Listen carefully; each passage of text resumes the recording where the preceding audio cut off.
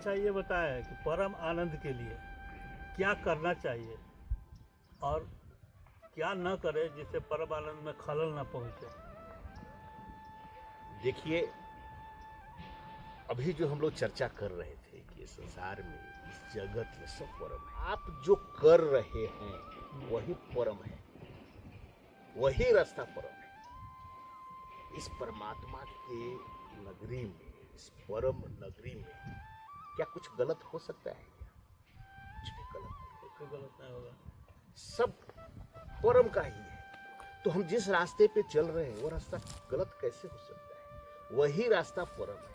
और दूसरी विचारधारा यह है कि आप कुछ कर भी नहीं सकते, सब परमात्मा के द्वारा सृष्टि जो है अपने आप चल रही है।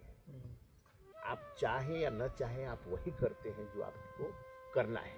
आपने जीवन में महसूस किया होगा, बहुत सारी चीजें आप चाहते होंगे कि हम नहीं करें, फिर भी आपने किया होगा। बहुत सारी चीजें आप प्राप्त करने के लिए पूरा प्रयास किए होंगे, आपको नहीं मिला होगा। बहुत सारी चीजें ऐसी है कि आपने कुछ भी नहीं किया होगा लेकिन आपको बहुत कुछ मिल गया होगा। कहने का मतलब सब कुछ अपने आप होता है। चूंकि परम की व्यवस्था है तो कुछ भी गलत और कुछ भी सही नहीं होता है।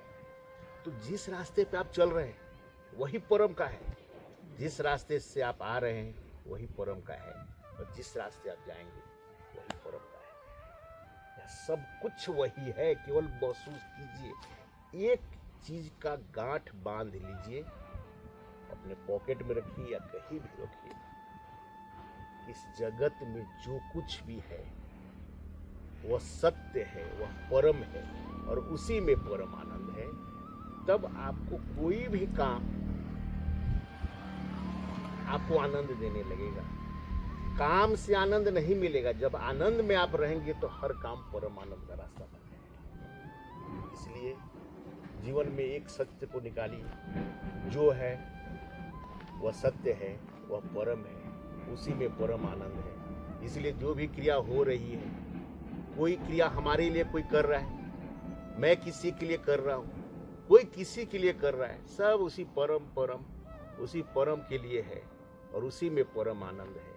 इसीलिए न आपको कुछ विशेष करने की जरूरत है, न किसी विशेष छोड़ने की जरूरत है। केवल यह महसूस कीजिए कि जो है वही आनंद है, वही परम आनंद है, वही परम आनंद है। बहुत बहुत धन्यवाद।